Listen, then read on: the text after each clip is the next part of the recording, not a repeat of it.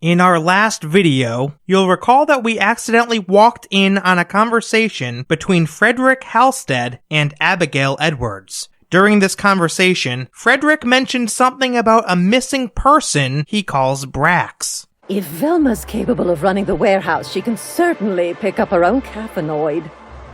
Don't be so hard on her. With Brax missing, she's working doubles and needs a little edge.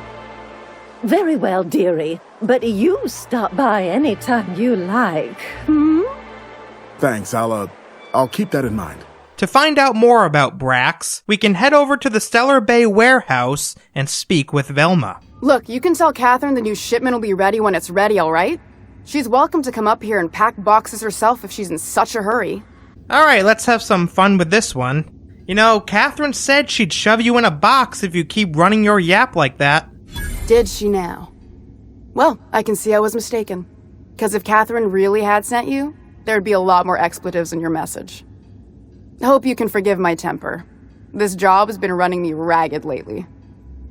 First, my autoloader foreman stages a walkout, and now my chief pescatological health manager is missing.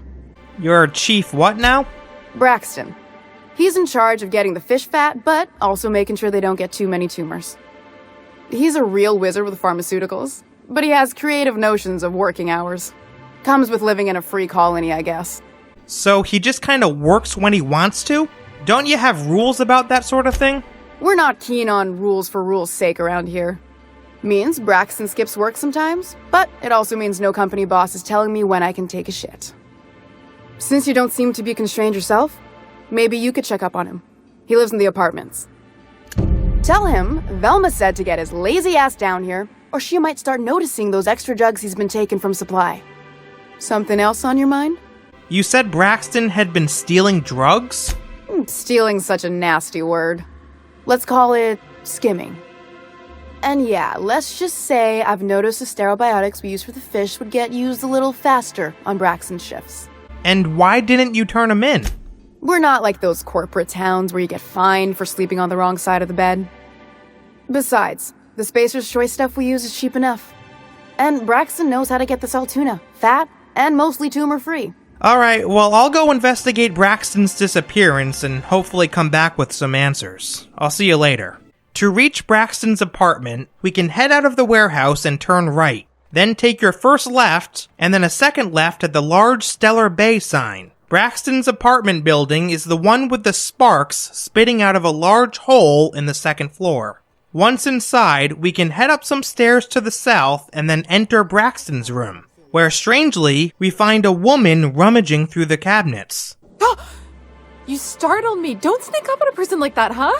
I'm looking for Braxton. Have you seen him? Braxton? I've never even heard of a Braxton. Got nothing for you, sorry. Dilated pupils, anxious posture, muscle spasms. She's high on some quality stuff. No! Okay, maybe, just a little. Braxton always has a good stash, and I just like to let loose a little. Stop thinking about the marauders and the raptidons outside, you know?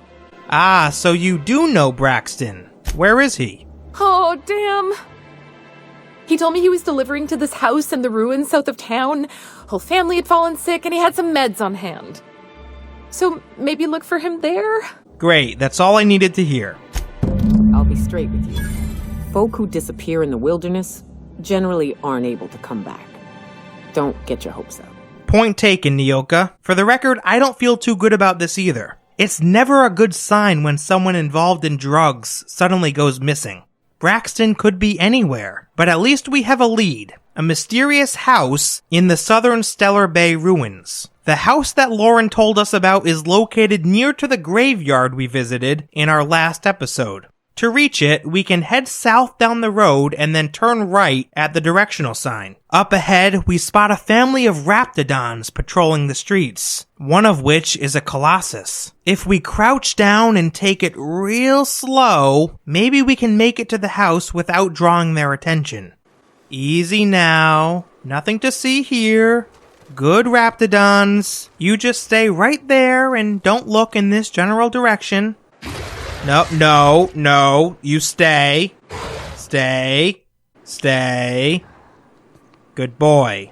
At last, we arrive at the front door of the Mather residence. Once inside, I couldn't help but succumb to the overwhelming eeriness of the room. Maybe it was the fact that the room seemed so open and empty. Or perhaps it had more to do with the creepy piano that was automatically playing in the corner.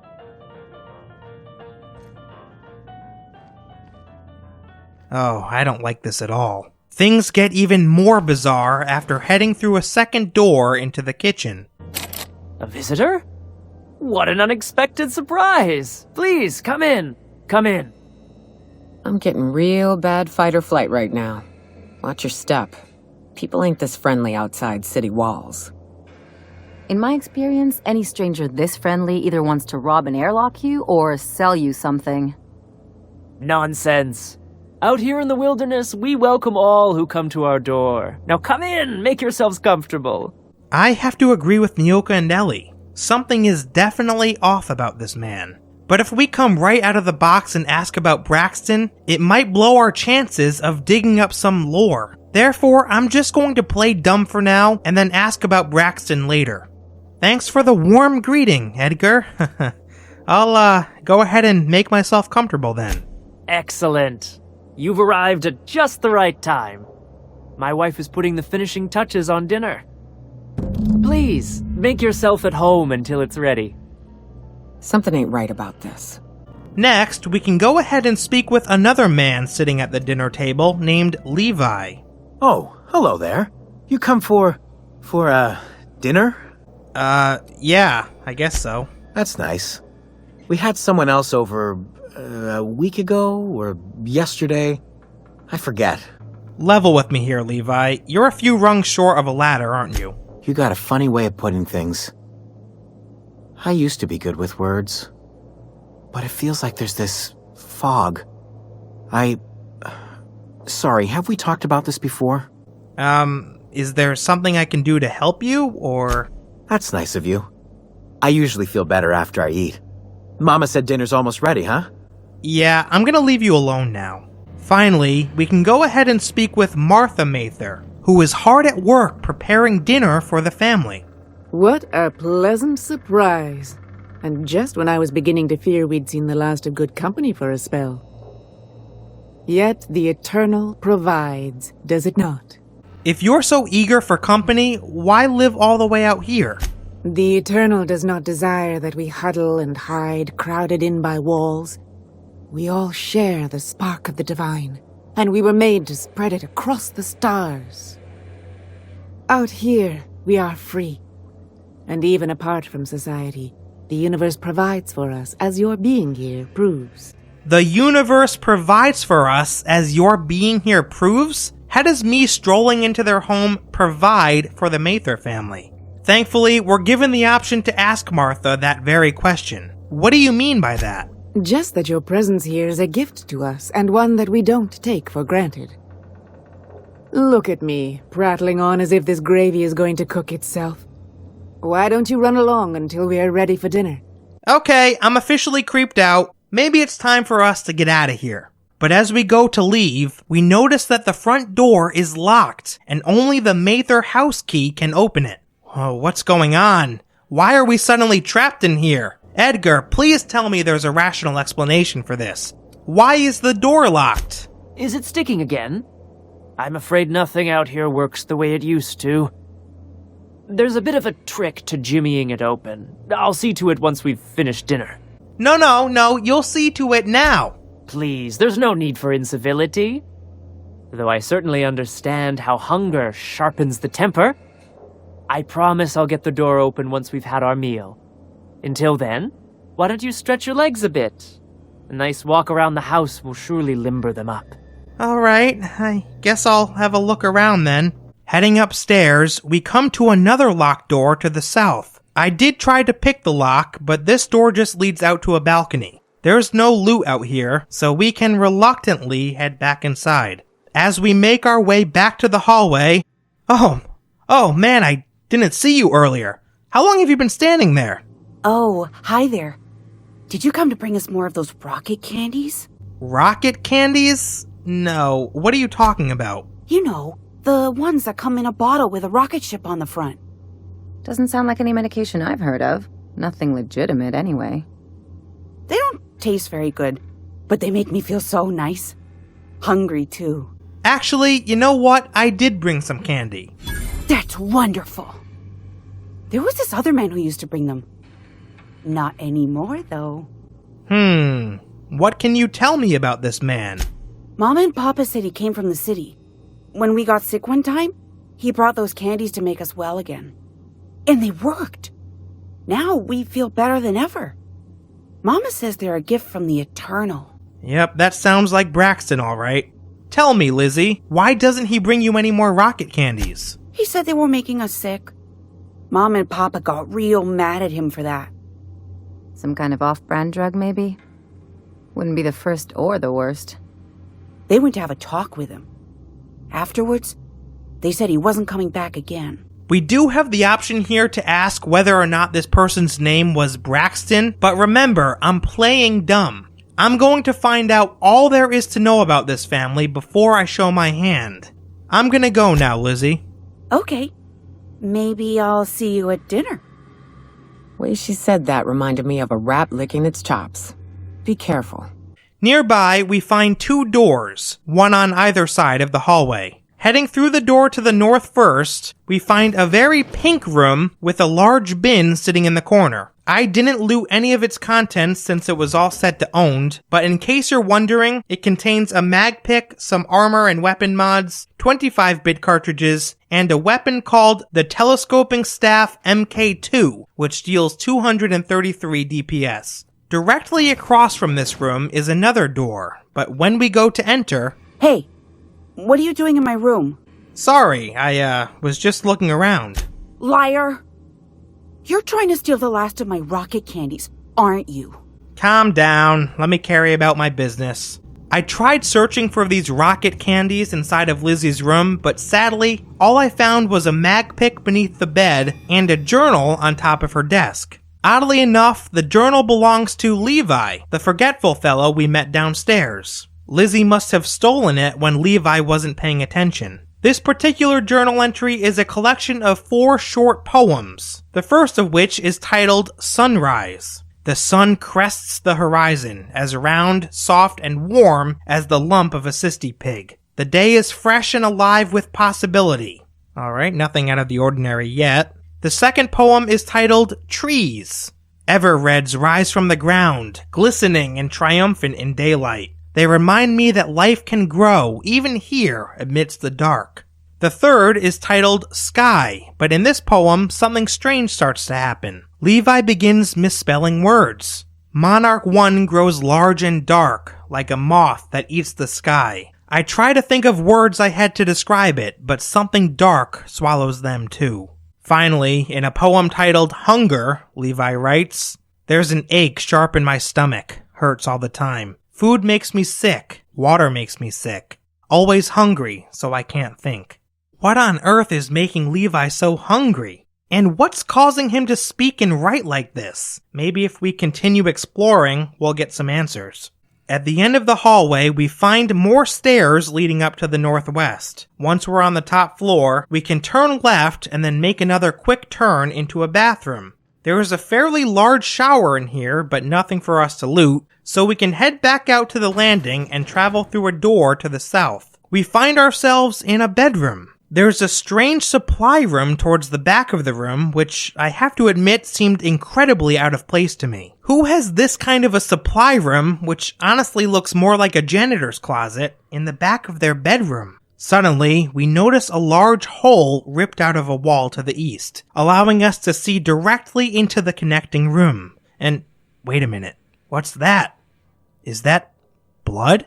Rushing around the corner, we can use 4 mag picks to unlock a door leading into this room. It's here that we finally uncover the secret of the Mather family. Lying on a bed atop a blood-stained floor is the mutilated remains of Braxton. Stuck deep into Braxton's thigh is a weapon called Supper Time, a one-handed melee weapon that deals 151 DPS and causes a bleeding effect on enemies. Also on Braxton's body is his work ID, which reads, If lost, please return to Ballard Velma, or current supervisor of MSI fishery operations in Stellar Bay. We'll go ahead and return this to Velma when it comes time to tell her the sad news. At this point, the evidence is overwhelming. The Mather family are cannibals. That explains the hunger and the delirious behavior. That explains why Martha Mather called our presence a gift, and why Edgar locked the front door shortly after we arrived. These people are keen on eating human flesh, and it sounds like we're about to be their next meal.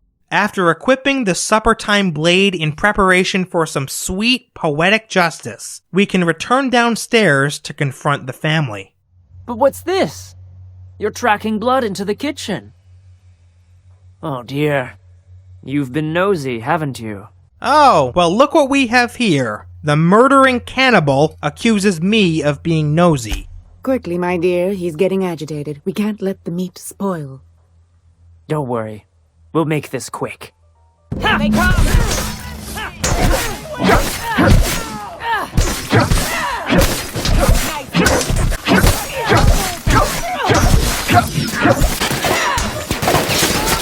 Gotta admit, killing them felt real good. They deserve to die so clean. Good riddance, you sickos. That one was for Braxton. After grabbing the Mather house key off of Edgar's body, and then doing a quick lap around the house to grab some more loot, we can head back to Velma in Stellar Bay. I'd give you a friendlier welcome, but I'm up to my elbows in salt tuna guts. We spat in your spirits, Velma. You noticed my mood? I'm surprised you can see straight today. I could be seeing triple and I'd still think you're being unkind. I just might find it funnier. Will you try wrangling half a ton of dead fish with decades-old equipment and see what it does for your disposition? Anyway, what do you folks need? Listen, I've got some bad news about Braxton. That he's got his load on and I'm stuck covering his shift? We can now give her Braxton's ID and say he was killed by cannibals out in the ruins. That's... wow. I sure feel like an ass now. Butchered and then eaten by a family of bloodthirsty savages. It really is a rotten way to go. Yeah, I wouldn't wish that on Catherine herself. Still, it's good to know what happened to him. And that I ought to start looking for a replacement. Something else on your mind? No, that's all. Just wanted to relay the sad news. I'll talk to you later, Velma. For completing this quest, we gain 500 bit cartridges and get a boost to our reputation with Monarch Stellar Industries. If I'm being honest, I would have liked to see more of a reaction from Velma when we told her that Braxton was killed, but it is what it is. So let me try to briefly summarize what I think happened here between Braxton and the Mather family. The Mather family began experiencing intense side effects of cannibalism, which included things like stomach aches, delirium, and insatiable hunger. Looking to treat these symptoms, the Mathers reached out to Braxton, a known drug dealer, in hopes that his pills would give them some relief. After taking these pills, or rocket candies as Lizzie called them, the family did start to feel better, but only temporarily. It wasn't long before the cannibalism side effects set back in, and they went back to having intense stomach aches, memory problems, and hunger. Braxton likely thought that these symptoms were the result of his pills, but when he tried to explain that the drugs were making them sick, the Mathers became angry, and in a fit of rage, killed and ate him. The theory may not be completely accurate, but given the information that we have, I think it's the best I can come up with. I also happen to believe that Lizzie Mather wasn't even aware that her family was feeding her human flesh. Notice that everyone seemed to know the true fate of Braxton. Everyone except for Lizzie. Her parents simply told her that Braxton wouldn't be coming around anymore, and she fell for it hook, line, and sinker. This would also explain why we found Levi's journal in Lizzie's room. Lizzie probably became concerned about Levi's strange behavior and, wanting answers, decided to steal his journal to read his most intimate thoughts. Could you imagine belonging to a family of cannibals that feed you human flesh without you even knowing it? Personally, I think that's unconscionable. Lizzie is her own person, and whether or not she wants to engage in cannibalistic behavior should be her choice and her choice alone. But I'd love to know what you think, folks. What exactly do you think happened that ultimately led to Braxton's demise? Do you agree with me when I say that Lizzie isn't aware that her family members are cannibals? Let me know in the comments below. I post new videos on the Outer Worlds every Wednesday and Sunday, ladies and gentlemen, so be sure to subscribe and hit that bell notification icon so that you can be alerted when I post new content. If you're so inclined, leave a like on this video too. I'd really appreciate it. I'll be back in just a few days with a brand new video on the Outer Worlds, but that's all I've got for now. Thank you so much for watching, and I'll see you next time.